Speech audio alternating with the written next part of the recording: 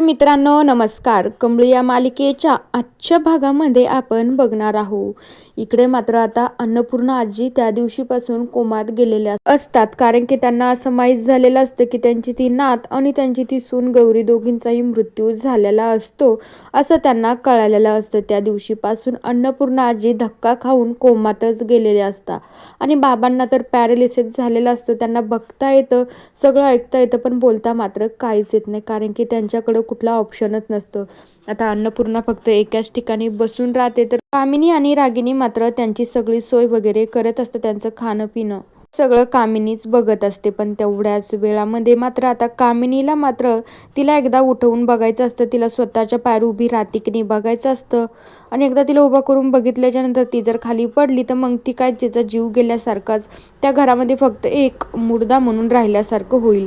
आता त्यावेळी कामिनी म्हणू लागते, चला आता आपल्याला स्वतःच्या पायावर उभं राहून बघायचं आहे. तर कामिनी मात्र अन्नपूर्णाला उभी करते, तर अन्नपूर्णा मात्र तिचं शरीर डायरेक्टली सोडून देते आणि ती खाली पडते. तर दुसरीकडे कमळीला थोडंफार कळतं, की तिला वाटत असतं की अन्नपूर्णा आजीवर काही संकट तर असेल ना, मला काहीतरी भास होत आहे, कमळीला सतत भास होत असता.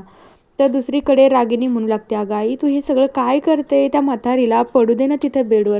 पण कामिनी म्हणू लागते, रागिनी माझ्या डोक्यातनं वेगळंच चालू राहते आणि तुझ्या डोक्यातनं वेगळंच चालू राहते, मला वाटतच नाही की तू माझी मुलगी आहेस म्हणून. त्यावेळी रागिनी शांत बसते. तर दुसरीकडे नयनतारा ज्या अनिका आणि कामिनीने जे पेपरमध्ये बातमी छापून दिलेली असते, तो पेपर मात्र नयनताराच्या घरी जातो.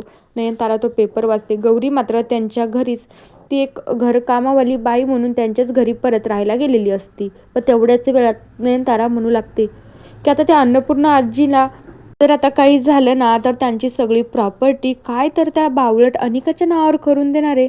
मला तर कळतच नाही या घरामध्ये नेमकं काय चालू आहे. अन्नपूर्णा आजी इतक्या चांगल्या वय असताना, इतक्या चांगल्या असताना यांना अचानक काय झालं असेल. नक्कीच त्या अनिकाचा आणि त्या रागिनी आणि त्या कामिनीचा नक्कीच काहीतरी प्लॅन असणार आहे, कारण की ह्या शांत बसतच नाही आणि त्यांना दुसऱ्याचं चांगलं झालेलं अजिबातच दिसत नाही. मला तर कळतच नाही आता काय करायचं असेल म्हणून. त्यावेळी गौरी ऐकल्यावर गौरीलाही धक्का बसतो. तिला कळत नसतं नेमकं आता काय करायचं आहे आणि काय नाही. तर दुसरीकडे आता रागिनीला माहीत झालेलं असतं, तिला माहीत तर झालेलं नसतं, पण तिला वाटत असतं की मी जे म्हणते ना तेच होणार आहे. ती आता गौरीच्या सगळ्या आठवणी जाळून टाकण्यासाठी बाहेर जाळ केलेला आहे, तिथं सगळ्या घेऊन येते. तिथं कामिनी पण हसत असते. तर गौरी म्हणू लागते, आता या गौरीच्या घरातल्या प्रत्येक आठवणी मी आता जाळून टाकणार आहे. परत मात्र तिला आली जरी तर ती या घरात येऊ शकली नाही पाहिजे, की तिची एकही आठवण या घरामध्ये मी ठेवणार नाही. अशा हेतूने गौरीच्या सगळ्या आठवणी रागिनी मात्र जाळून टाकत असते.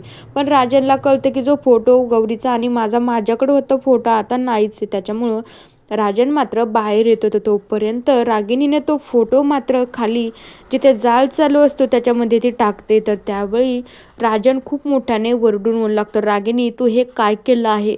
आता राजनचा इतका मोठा आवाज बघून तर रागिनी खूपच घाबरून जाते. तिला कळत नसतं आता माझं काय होईल आणि काय नाही. तर अन्नपूर्णा तिकडे खाली पडलेली असते, तर इकडं कामिनी मात्र रागिनी सोबतच असते. तिला कळतच नसतं की आता हिचं काय होईल आणि काय नाही. राजननं तर सगळं बघितलं, तर राजन तरी एकटा घरामध्ये कुठं कुठं हँडल करणार आहे.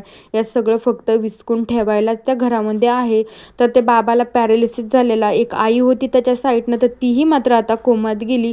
आणि अनिका आणि रागिनी आणि ती कामिनी मात्र याच्या साईडनं तर कधीच होऊ शकत नाही. त्याला वाटत असते की ही कमळी मला माझ्या मुलीसारखी दिसती, तर आता बघूया कमळी खरंच त्याची मुलगी म्हणून सगळी प्रॉपर्टी घेण्यासाठी ती वारस बनून त्यांच्या घरात येते की काय होतं. तर मित्रांनो बघू येणाऱ्या भागात. तोपर्यंत या मालिकेच्या पुढील भागांच्या अपडेटसाठी आपल्या चॅनेलला सबस्क्राईब करा. So bye.